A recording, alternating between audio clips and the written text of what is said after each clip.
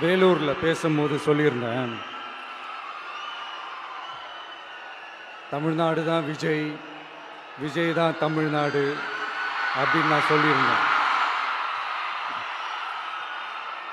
அது ஏன் அப்படி சொன்னேன் அப்படின்னா, தமிழ்நாட்டு மக்களுடைய ஒரே பிரதிநிதியாக, உண்மையான ஒரு பிரதிநிதியாக நாம் மட்டும்தான் இருக்கிறோம் அப்படின்றதுக்காக தான் அப்படி நான் சொன்னேன்.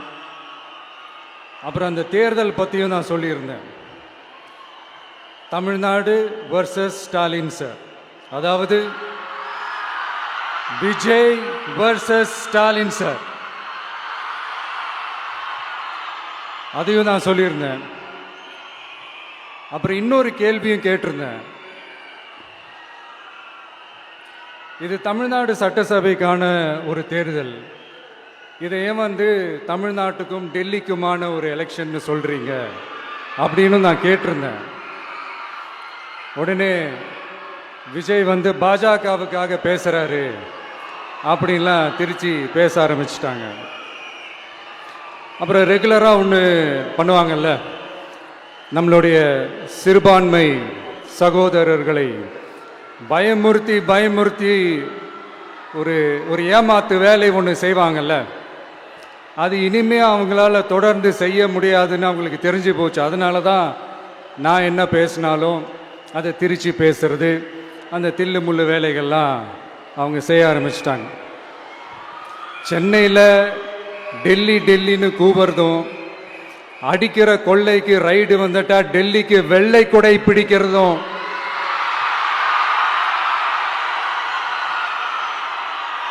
இதெல்லாம் யாருன்னு உங்களுக்கே நல்லா தெரியும்.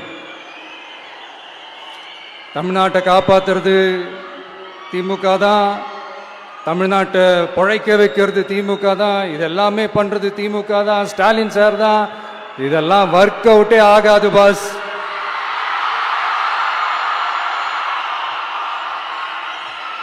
சின்ன பசங்களாம் சொல்ல ஆரம்பிச்சிட்டாங்க, ஓம் சக்தி பராசக்தி, திமுக ஒரு தீய சக்தி.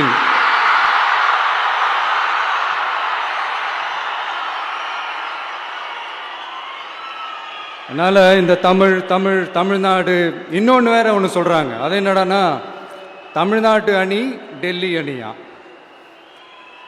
கிரிக்கெட்ல கூட தமிழ்நாட்டு அணியை டெல்லி அணியால தொட்டு கூட பார்க்க முடியாது.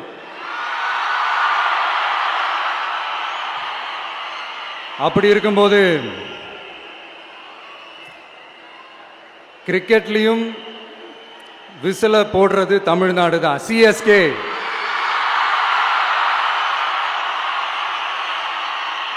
வரப்போற எலெக்ஷன்லயும் விசில போட போறது நம்ம டிவிக்கே தான்.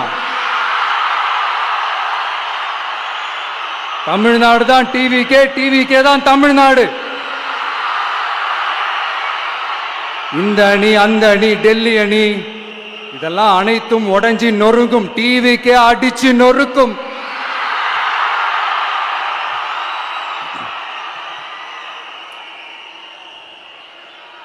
எனக்கும் என்னுடைய மக்களுக்கும் நடுவுல வேற யாராலையும் உள்ள நுழையவே முடியாது. இது ஒரு அம்மா பையன் உறவு, அப்பா புள்ள உறவு, அண்ணன் தங்கச்சி உறவு, அண்ணன் தம்பி உறவு, அக்கா தம்பி உறவு. இது சும்மா ஒரு எலெக்ஷனுக்கு வந்த உறவு அப்படின்னு நினைச்சிடாதீங்க. இது இயற்கையாகவே அமைஞ்ச உறவு. இது எவ்வளவு டீப்பான உறவுன்றது நான் உணர்ந்திருக்கிறேன். அதே மாதிரி நம்ம தமிழ்நாடு மக்களும் இதை உணர்ந்து இருக்கிறாங்க. இன்னும் சிம்பிளா சொல்லணும்னா, மற்றவங்களுக்கு வேணா இது எலெக்ஷன், ஆனா எனக்கும் என்ன நேசிக்கிற மக்களுக்கும் இட் இஸ் an emotion.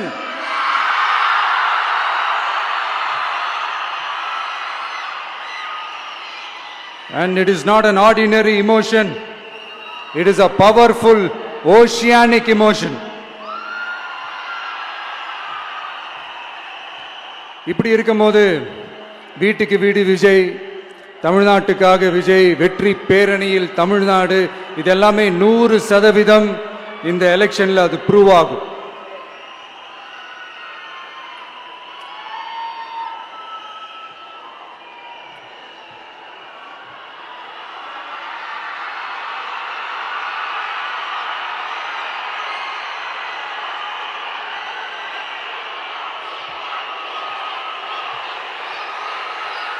நீங்க எல்லாரும் எனக்கு இன்னொரு உறுதிமொழியை ஒன்று கொடுக்கணும்.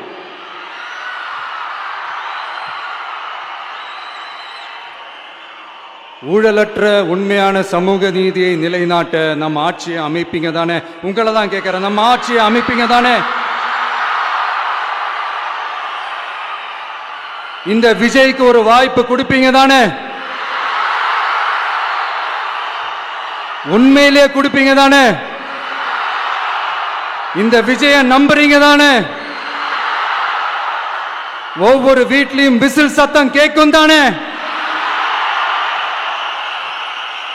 அந்த விசில் சத்தம் ஒவ்வொரு பூத்திலையும் புயலா ஒலிக்கும் தானே?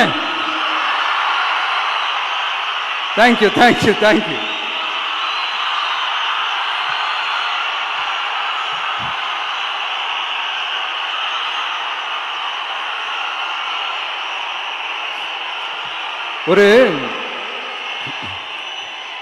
ஒரு டாக்டர் இருக்காருன்னா நாம எப்போ அவரை பத்தி யோசிப்போம்? இப்போ நமக்கு ஏதாவது உடம்பு சரியில்லை அப்படின்னா அவரை யோசிப்போம், அவர் ஞாபகம் வரும். அது மாதிரி நமக்கு ஏதாவது ஒரு பிரச்சனை அப்படின்னா ஒரு வக்கீலை தேடிப்போம், அவர் ஞாபகத்துக்கு வருவார். இது மனித இயல்பு.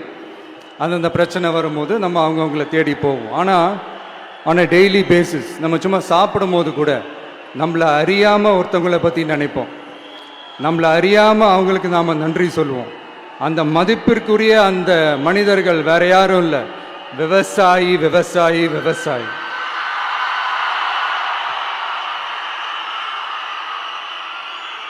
அவங்க பார்க்கறதுக்கு வேணா சாதாரணமா இருப்பாங்க, ஆனா அவங்க சாதாரணமான மனிதர்கள்லாம் கிடையாது. இந்த உலகத்தையும் மனிதர்களையும் படைச்சது கடவுள்னு சொல்லுவாங்க, ஆனா அந்த கடவுளுக்கே படையல் போடுற உயர்ந்த மனிதர்கள் தான் நம்ம விவசாயிகள்.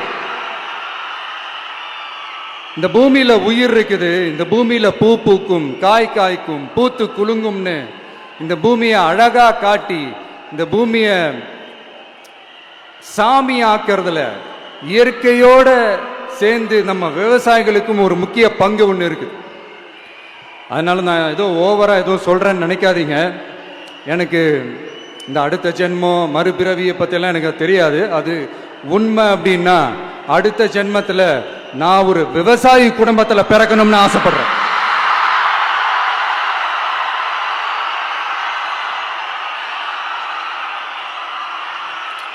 எனக்கு விவசாயத்தை பற்றி டீட்டெயில்டாக தெரியாது தான், நான் ஒத்துக்கிறேன்.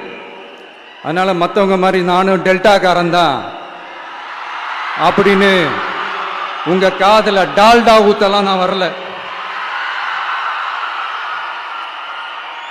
எனக்கு விவசாயத்தை பத்தி டீட்டெயில்டா தெரியலனா கூட அவங்க படுற கஷ்டங்களை பத்தி எனக்கு நல்லாவே தெரியும். நம்மளுடைய முதல் அரசியல் பயணம் தொடங்கினதே அந்த பரந்தூர் விஷயத்தை கையில் எடுத்து தான். அதனால நம்மளுடைய இந்த ஆட்சி அமைஞ்சதும் தீர்க்க வேண்டிய முக்கியமான பிரச்சனைகள்ல நம்மளுடைய விவசாய பிரச்சனைகளும் ஒண்ணு. முதல்வர் அவர்களுக்கு இந்த மாதிரி நீங்க அது செஞ்சிட்டேன் இது செஞ்சிட்டேன் அப்படின்னு நிறைய பெருமையா சொல்லிக்கிறீங்களே, ஒரு அடிப்படை ஒரு பிரச்சனையை பத்தி ஒன்று பேசுவோமா?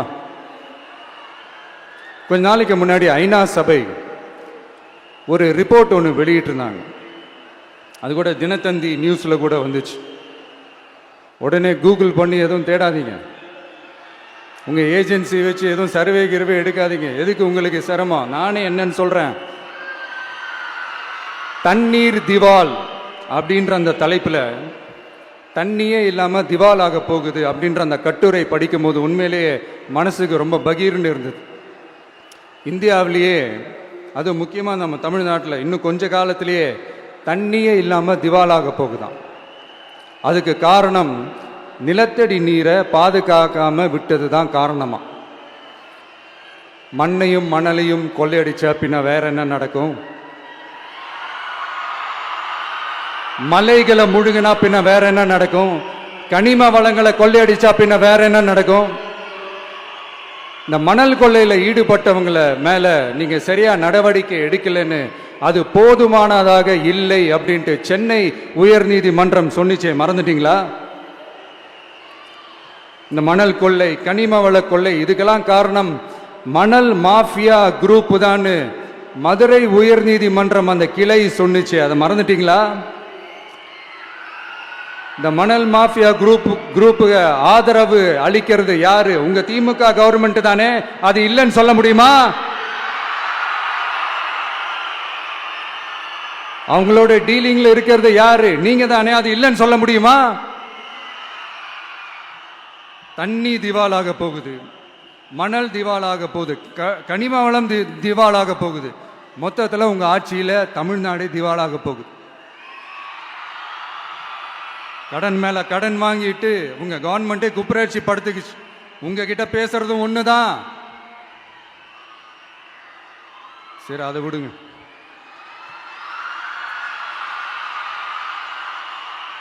நம்ம விவசாயிகள் கஷ்டப்பட்டு விளைய வச்ச அந்த நெல்லெல்லாம் மழையில் நனைஞ்சி வீணா போச்சே.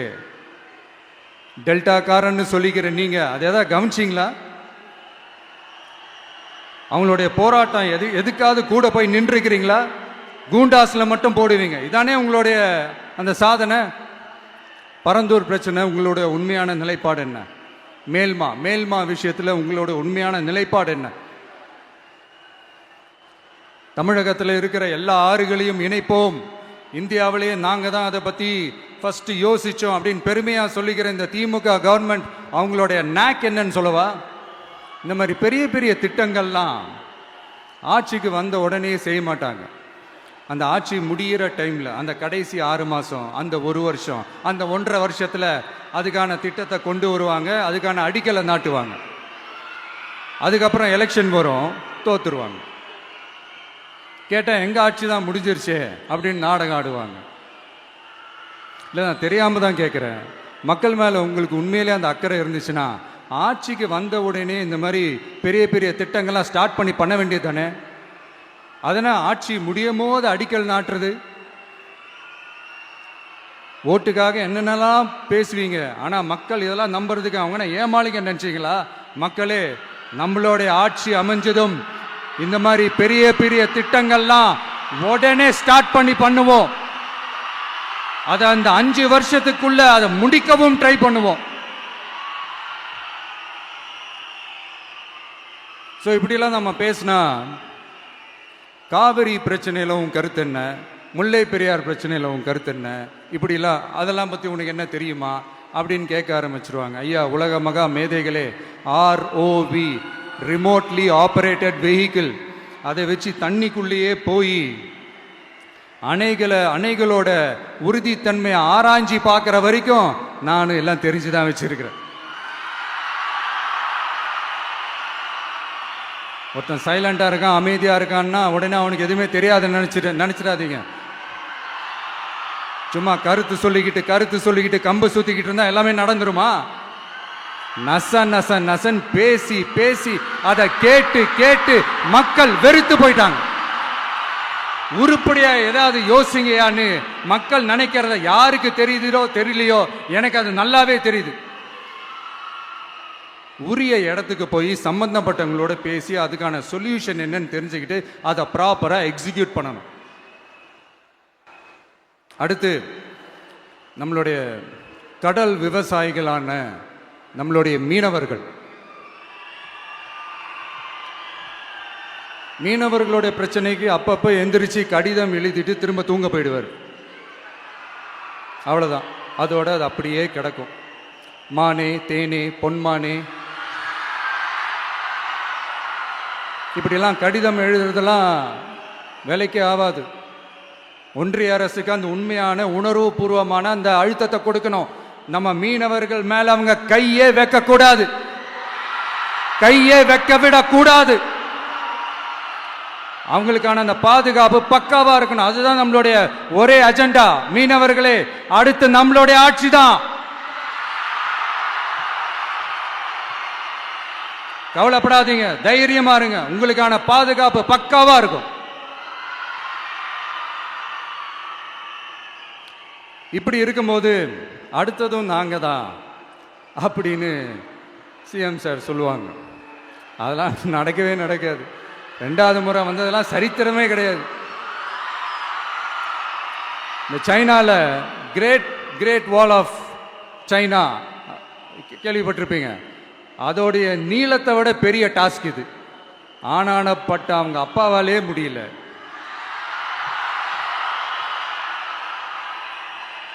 நான் முன்னாடியே சொன்ன மாதிரி உரிய இடத்துக்கு போய் சம்மந்தப்பட்டவங்களோட பேசி அதுக்கான சொல்யூஷன் என்னன்னு தெரிஞ்சுக்கிட்டா அதை எக்ஸிக்யூட் பண்ணுறது தான் ஒரு தெளிவான அரசியல். சும்மா ஆறுதல் சொல்கிறதெல்லாம் தெளிவான அரசியல்லாம் கிடையாது. அதெல்லாம் ஒரு ஹம்பக் அரசியல். அரசியலுக்கு வந்துட்டா கலெக்ஷன் பார்க்கலாம் அப்படின்றதெல்லாம் அரசியல் கிடையாது. உண்மையிலே மக்களுக்கான அந்த உழைப்பு இருக்கணும். அதனால தான் நாம் அரசியலுக்கு வந்திருக்கிறோம். இது எதிரிங்களுக்கு நல்லாவே தெரியும். அதனால தான் நம்மளை சுற்றி அத்தனை சதிகள். அதில் முக்கியமான சதி என்ன தெரியுமா? இதை பாரு, ஒன்று நீ இல்லைனா நான் இல்லைனா நீ இல்லைனா நான். நமக்குள்ள வேற எவனும் நடுவில் வந்துடக்கூடாது. நாம 2 பேரால மட்டும்தான் மக்களை ஈஸியா ஏமாத்த முடியும். இந்த விஜய் வந்ததுனால நமக்கு பொழப்பே போச்சு. மக்கள் வேற அவனை தான் நம்புறாங்க. நாம வெளியே அடிச்சுக்கிற மாதிரி அடிச்சுக்கிட்டாலும் உள்ள நம்மளுடைய டீலிங் பக்காவா இருக்கணும். மக்களோட ஃபீலிங்ஸை பத்திலாம் நமக்கு கவலை இல்லை. நமக்கு டீலிங் தான் முக்கியம். மாத்தி மாத்தி ஆட்சிக்கு வந்துடலாம்னு நினைச்சோம். ஆனா அது நடக்காது போல் இருக்கு. அதனால நீ என்ன பண்ற? எஸ்ஓபின்னு போட்டு ஒரு பக்கம் அவனை தடுத்துரு, இன்னொரு பக்கம் அவன் மேல பழி போட்டு நானும் தடுத்துறேன். என்ன ஓகேவா? டீலிங் ஓகேவா? ஓவர்.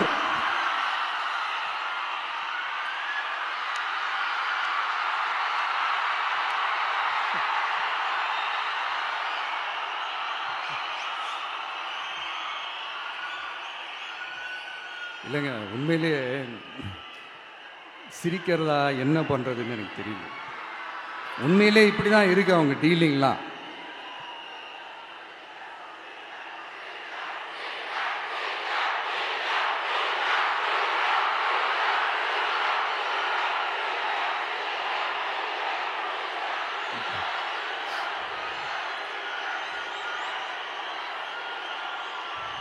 இப்படி பழி மேலே பழி போட்டு கரூரில் ஆரம்பித்து நம்ம ஜனநாயகன் படம் ரிலீஸ் வரைக்கும். ஆனால் அந்த ரிலீஸ் பிரச்சனையில் நிறைய பேர் குரல் கொடுத்தாங்க.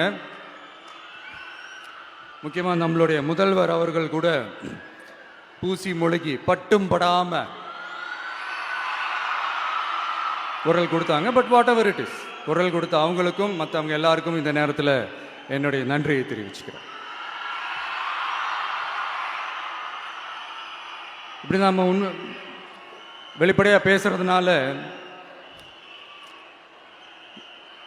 சிஎம் சாரோட மனநிலை இப்போ எப்படி இருக்கும் தெரியுமா? ஏற்கனவே கட்சிக்காரங்க தொல்லை தாங்க முடியல, தூங்க விட மாட்டேறாங்க. இந்த விஜயும் வந்து தூங்க விட மாட்டான். நம்ம பாட்டுக்கு ஹைவேல சைக்கிள்ல சோலாவா போலான்னு நினைச்சோம். இவன் நாடானா மக்கள் சக்தியோட வந்துட்டு இருக்கான். இவன் தான் கேள்வி கேட்கறான்னு பார்த்தா மக்களையும் கேள்வி கேட்க வைக்கிறான். 1000 ரூபாய் கொடுத்துட்டு இருந்தோம், 5000 ரூபாய் கொடுத்து ஏமாத்தலான்னு பார்த்தா அதையும் கேள்வி கேட்க வைக்கிறான். விசில் சத்தம் வேற விண்ண முட்டுது.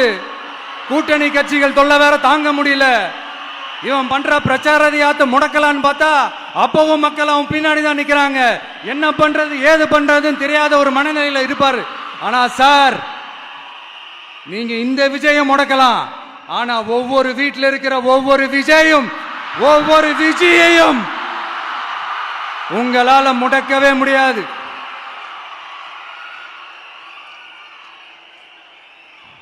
அவங்களாம் ஆல்ரெடி பிரச்சாரத்தை ஸ்டார்ட் பண்ணிட்டாங்க சார். வீட்லயே குடும்பமா இறங்குவாங்க பாருங்க பிரச்சாரத்துக்கு. அப்ப உங்களால மட்டும் இல்ல, எந்த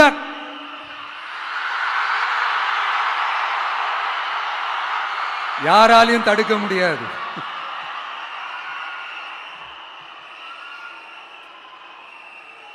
நம்ம டவுன் சவுத்தில் ஒரு ஊர்ல உங்க அப்பாவுக்கு வெங்கல சிலை வைக்கணும்னு ட்ரை பண்ணீங்கல்ல, அதுக்கு சுப்ரீம் கோர்ட் என்ன சொன்னாங்க?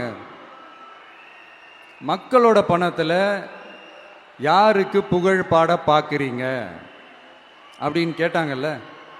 அதுக்கு என்ன அர்த்தம் தெரியுமா?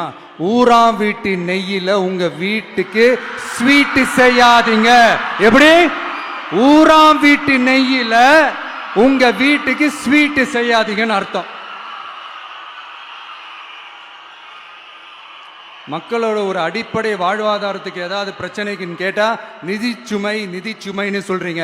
செல வைக்கிறதுக்கு மட்டும் எங்கிருந்து சார் காசு வருது?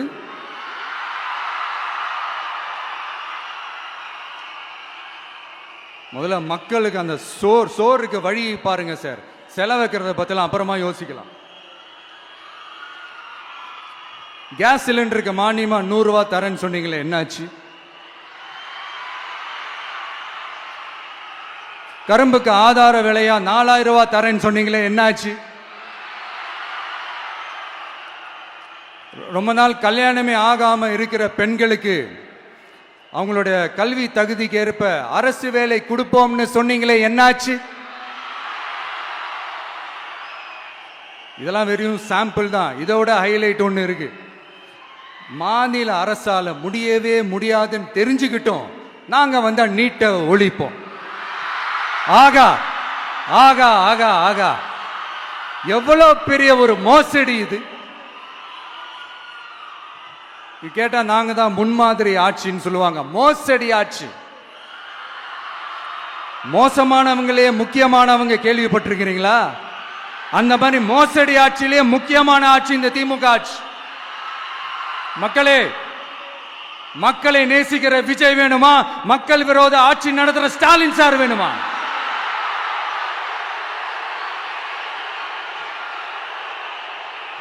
இந்த விஜய் நம்புறீங்களா, ஸ்டாலின் சார் நம்புறீங்களா?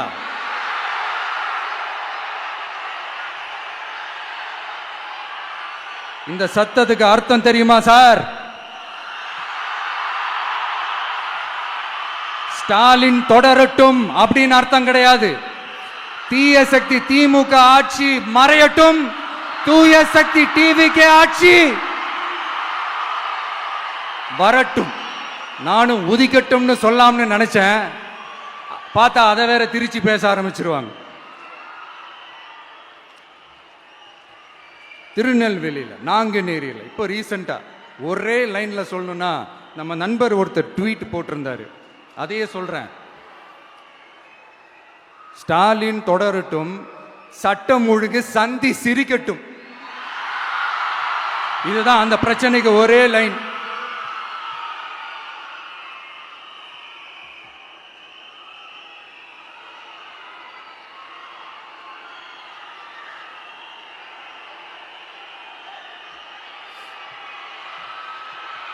மக்களே, காஞ்சிபுரத்தில், வேலூர்ல எல்லாம் நம்மளோட விஷனை பற்றி சொன்னோம் இல்லையா? அதே மாதிரி இங்கேயும் சில விஷன்ஸை சொல்லணும்.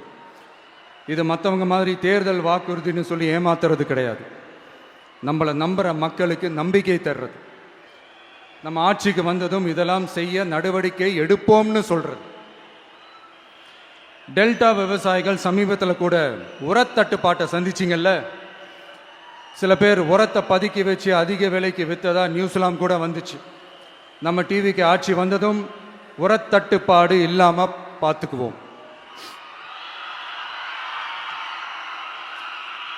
5 ஏக்கர் வரை நிலமுள்ள விவசாயிகள் வேளாண் கூட்டுறவு வங்கிகளில் வாங்கிய பயிர் கடன் முழுமையாக ரத்து செய்வதற்கும், 5 ஏக்கருக்கு மேல் உள்ள விவசாயிகள் வேளாண் கூட்டுறவு வங்கிகளில் வாங்கிய பயிர்க்கடன் 50% வரை ரத்து செய்வதற்கான சாத்திய கூறுகளை ஆராய்ந்து உறுதியாக நடவடிக்கை எடுப்போம். திமுக மாதிரி எல்லாருக்கும்னு சொல்லிட்டு அதுல தகுதி பிக்ஸ் பண்ணி பாகுபாடு காட்டி ஏமாற்ற மாட்டோம். எல்லாத்தையும் வெளிப்படையாக சொல்லுவோம்.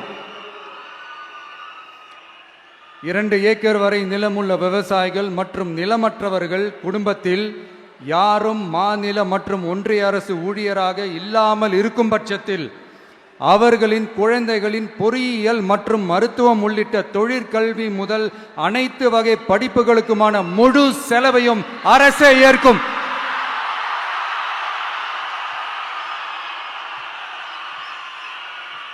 விவசாயிகளின் விருப்பத்திற்கு எதிராக எந்த திட்டமாக இருந்தாலும், ஒன்றிய அரசின் நெருக்கடியே இருந்தாலும், அந்த திட்டத்தை உங்களுடைய டிவிகே ஆட்சி முழுமையாக நிராகரிக்கும். எப்போதும் விவசாயிகளின் பக்கமே நம் ஆட்சி நிற்கும். கொள்முதல் நிலையங்களில் முறையாக நெல் மூட்டைகள் பாதுகாக்கப்படும். நெல் முளைத்து வீணாவதை பார்த்து கொண்டு நமது அரசு சும்மா இருக்காது. போதுமான கொள்முதல் நிலைய வசதிகள் ஏற்படுத்தப்படும். அதே போல கொள்முதல் நிலையங்களில் கொள்முதல் செய்வதற்கோ மூட்டை ஏற்றி இறக்கவோ ஒரு பைசா கமிஷன் வாங்காமல் பார்த்து கொள்ளப்படும். அப்படி கமிஷன் வாங்குவது யாராக இருந்தாலும் கடும் நடவடிக்கை எடுக்கப்படும்.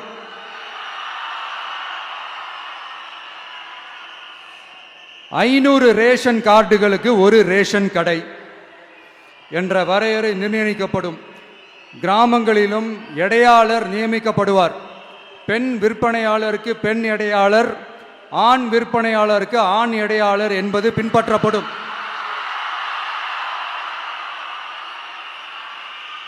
ரேஷன் கடைகளில் அரிசி தவிர அனைத்து பொருள்களும் பாக்கெட் செய்து விநியோகிக்கப்படும். மீனவர்களுக்கு ஒன்றிய அரசு சட்டப்படியான பாதுகாப்பை உறுதி செய்ய வேண்டும். அதற்கான உண்மையான உணர்வுபூர்வமான அழுத்தத்தை ஒன்றிய அரசுக்கு நமது டிவிக்கு அரசு கொடுக்கும். நான் மீண்டும் சொல்றேன், கல்வி, மருத்துவம், ரேஷன், குடிநீர், சாலை வசதி, பஸ் வசதி, இது மாதிரி அடிப்படை விஷயங்களுக்காகத்தான் நம் அரசு முதல்ல முக்கியத்துவம் கொடுக்கும். எனக்கு நம்மளோட குழந்தைகள், நம்ம பெண்கள், நம்ம இளைஞர்கள் லைஃபுக்கு முன்னுரிமை கொடுக்கணும். அரசு வேலை வாய்ப்புகள் மட்டும் இல்லாம தனியார் வேலை வாய்ப்புகளுக்கான வழியையும் உத்தரவாதத்தையும் உருவாக்கணும். அப்படி நாம் உருவாக்கிட்டாலே அவங்களுக்கான ரூட்டை நம்ம இளைஞர்கள் அவங்களே தேர்ந்தெடுத்துப்பாங்க. இத்தனை கோடி அத்தனை கோடி ஒப்பந்தம்னு சொல்லி விளம்பரம் மட்டும் செய்யாம உண்மையான ஒப்பந்தம் போட்டு வெள்ளை அறிக்கை வெளியிட்டு அதை செயல்படுத்தினாலே போதும், எல்லாம் தன்னாலே நடக்கும். இங்க என்னனையும் சொல்ல நினைக்கிறேன், இங்க அடுத்து நாங்க தான் நெஞ்ச நிமித்திரி கூவுற யாராச்சும் நாங்க ஊழலே செய்யாதவங்கன்னோ ஊழல் செய்யவே மாட்டோம்னோ நெஞ்ச தொட்டு மனசாட்சியோட சொல்ல முடியுமா? ஆனா நாம இன்னைக்கு இல்ல, ஆட்சிக்கு வந்ததுக்கு அப்புறமும் ஓப்பனா தில்லா கட்ஸா சொல்லுவோம், ஊழல் லஞ்சம் இல்லாத ஒரு ஆட்சியை கொடுக்க உண்மையா ட்ரை பண்ணாலே போதும், எல்லாம் தன்னாலே நல்லா நடக்கும். எல்லாரும் கொஞ்சம் கை இப்படி வைங்களேன். எங்க ஓட்டு எங்க உரிமை, எங்களை யாரும் விலைக்கு வாங்க முடியாது. எங்க ஓட்டு விசில் சின்னத்துக்கு தான். யாரையும் நம்பி ஏமாற மாட்டோம். எங்க வார்த்தையிலிருந்து மாற மாட்டோம். இது நிஜம். தேங்க்யூ.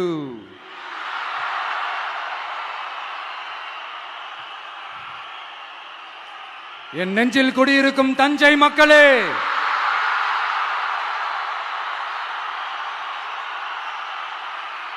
என் நெஞ்சில் குடியிருக்கும் வேலூர் மக்களே, வேலூர்ல இதை நான் சொல்ல மறந்துட்டேன், சாரி. உங்களுக்காக இங்க நான் சொல்றேன், உங்களோட நான் இருக்கேன், நம்மளோட நம்ம மக்கள் இருக்கிறாங்க. இதுக்கு மேல என்ன வேணும்? கான்பிடென்ட்டா இருங்க, நல்லதே நடக்கும், வெற்றி நிச்சயம். மீண்டும் சந்திக்கும் வரை நன்றி, வணக்கம்.